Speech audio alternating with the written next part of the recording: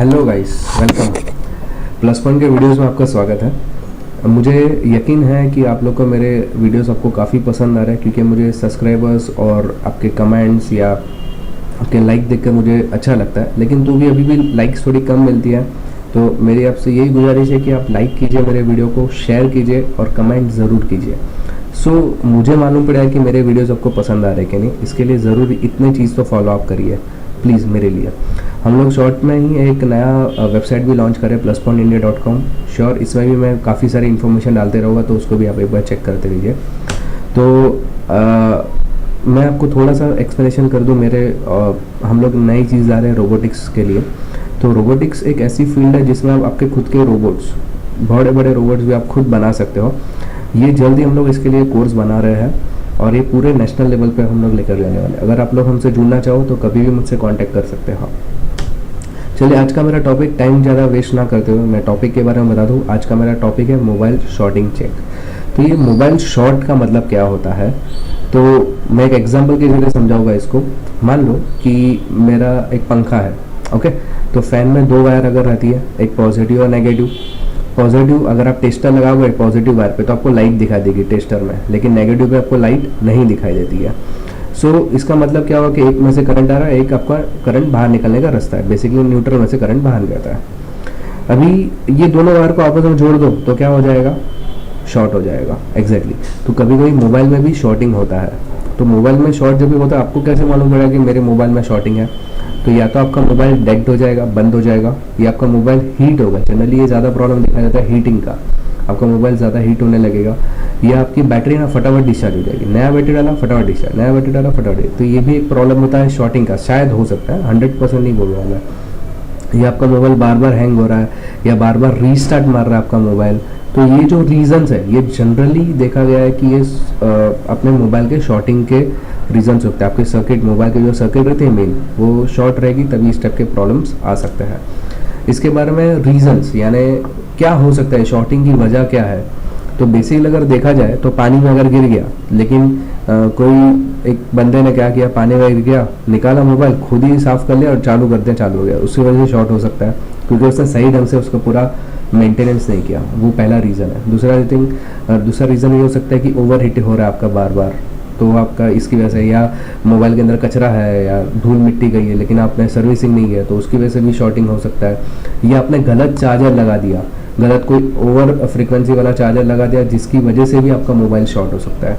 ये सब जो रीज़न है, छोटे मोटे रीजंस मैंने बताया कि इसकी वजह से आपका मोबाइल शॉर्ट हो सकता है। लेकिन ये एक मुझे जितने मालूम ये रीजंस मैंने बताया, इसके अलावा भी बहुत सारे रीजंस है जिसके जरिए मोबाइल शॉर्ट होता है। कभी कभी क्या होता है कि सस्ते वाला मोबाइल रहता है, उसकी आईसीज में इतनी दम ही नहीं रहता, आईसीज में इतनी ताकत नहीं रहती, तो खुद अपने आप भी शॉर्ट हो जाता है। मतलब ज़रूरी नहीं कि ये रीजंस कोई रहता है, इसके अलावा भी कुछ भी रीजंस हो सकता है। आज का मेरे टॉपिक को आगे बढ़ाते हुए पहले मैं आपको चालू करता हूँ बैटरी कनेक्टर के बारे में। बैटरी कनेक्टर की बात करूँ तो बैटरी में देखो, मैंने जैसे बताया फैन की बात एग्जाम्पल दिया, वैसे ही बैटरी में भी प्लस और माइनस रहता है। लेकिन प्लस को हम लोग बोलेंगे पॉजिटिव VE के हिसाब से बताया गया, पॉजिटिव VE यानी पॉजिटिव, और ये है नेगेटिव।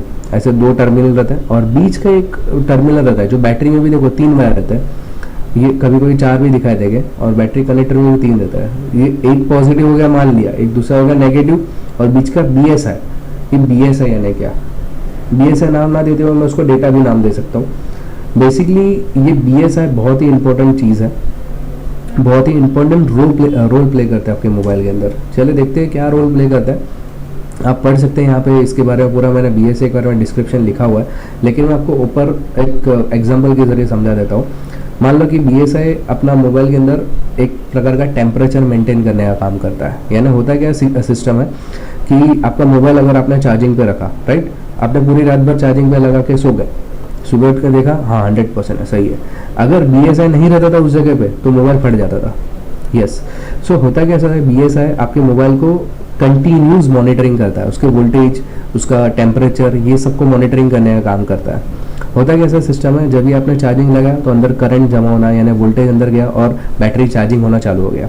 अगर बैटरी अंदर करंट फ्लो हो रहा है, बैटरी के अंदर चार्जिंग हो रही है, तो थोड़ा सा हीट हो जाएगा। जैसे ही थोड़ा ओवर हीट होना चालू हो जाएगा तो BSI को इंटीमेशन मिलेगा ओवर हीट हो गया, तो BSI चार्जिंग कट कर देगा। जैसे फिर नॉर्मल हो गया, फिर वापस चार्जिंग ऑन कर लेगा। तो ये BSI का काम रहता है ओवर चार्जिंग को एक लेवल तक मेंटेन करना। या कभी कभी ऐसा होता है कि मोबाइल पानी में गिर गया, फिर आप देखोगे मोबाइल तो बंद हो चुका है, तो ये BSI ने शॉर्टिंग चेक करके अपने आप खुद को बंद कर लिया। तो ये सब जो चीज़ें जो चेकिंग करने का काम रहता है BSI का रहता है। यानी ये बेसिकली इसको डेटा में इसके लिए बोल रहा हूँ क्योंकि ये हर एक चीज़ पे मॉनिटरिंग करता है और CPU को सिग्नल भेजते रहता है, इसलिए उसको मैंने डेटा कहा गया है। ओके, और CPU और पावर IC अकॉर्डिंगली प्लान करते कि क्या करना है। ये सब, हालांकि ये सब चीज़ें सॉफ्टवेयर से जरिए कंट्रोल होती है, लेकिन मैंने आपको एक समझाने की कोशिश की कि ये BSI क्या काम करता है। सो BSI बहुत बहुत बहुत बहुत ही इम्पोर्टेंट पिन है जिसके ज़रिए आपको आपके मोबाइल को फटने से हम लोग बचा सकते हैं। ओके, चलिए आगे बढ़ते हैं। मेरा जो आज का टॉपिक है मेन, वो है मोबाइल शॉट चेक करना। तो मोबाइल शॉटिंग आप कैसे चेक करोगे? तो एक बेस्ट एग्जांपल है मल्टीमीटर के ज़रिए। ओके, मल्टीमीटर के अंदर यहाँ पे तो टेम्परेचर लिखा हुआ है, लेकिन सॉरी उसके बाजू में अगर आप यहाँ पे देख सकते हो, ये गलती से यहाँ पे राउंड हो गया, उसके बाजू में डायोड का निशान है या कंटिन्यूटी का निशान आएगा। ओके, उसके ज़रिए आप चेक कर सकते हो कि आपके बीप कोडिंग आता है। अगर आपको मल्टीमीटर के बारे में थोड़ा सा आइडिया रहेगा तो मोबाइल के अंदर, मैं आपको एक दूसरा एग्जांपल है, देखो ये आपको दिख रहा है, ये वाला, ये डायोड का निशान है और नीचे कंटिन्यूस चेकिंग का है। यानी इस पे आप रख दोगे प्रोब को और ये दोनों वायर को आपस में जोड़ दोगे ना, तो आपको बीप साउंड आएगा, पीप, ऐसा बीप साउंड आएगा।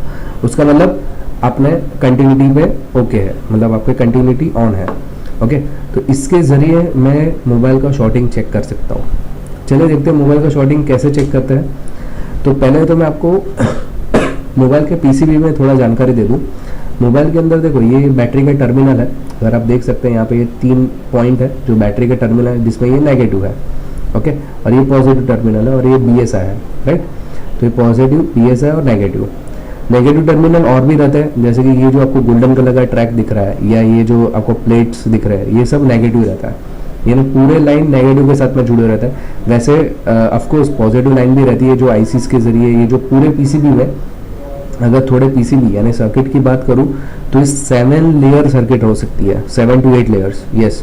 है ना, एक साथ में 7 से 8 लेयर रहते हैं एक PCB के अंदर, जिसके अंदर ऐसे छोटे छोटे छोटे वायर, ये देखो आपको दिख रहे हैं ये सब वायर, इसको बोलते हैं हम लोग ट्रैक यानी एक प्रकार का वायर है जो पूरे सप्लाई यानी पावर या डेटा सिग्नल को लेके जाने का काम करता है। तो वैसे पूरे लेयर के अंदर, यानी एक जाड़ाई अगर देखोगे तो उसके अंदर 7 लेयर रहते हैं।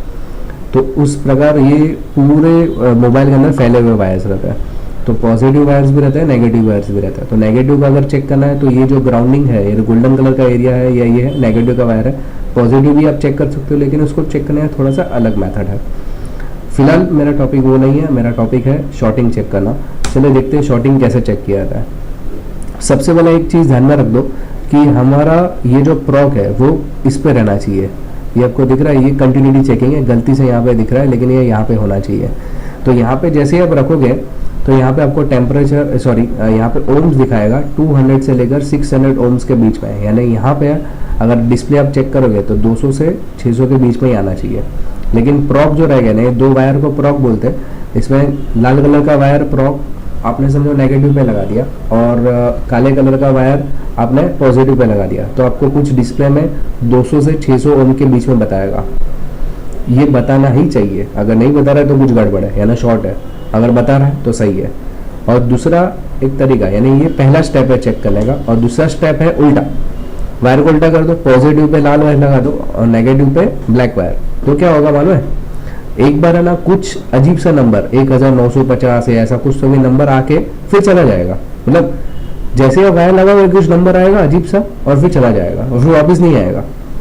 फिर वापस वायर आप डिस्कनेक्ट करो, वापस वायर लगाओ तो वैसे ही नंबर कुछ आएगा और चला जाएगा। अगर आ रहा है तो एकदम परफेक्ट है आपका मोबाइल, अगर नहीं आ रहा है तो मोबाइल में कुछ गड़बड़ है, यानी कुछ तो भी शॉर्टिंग है।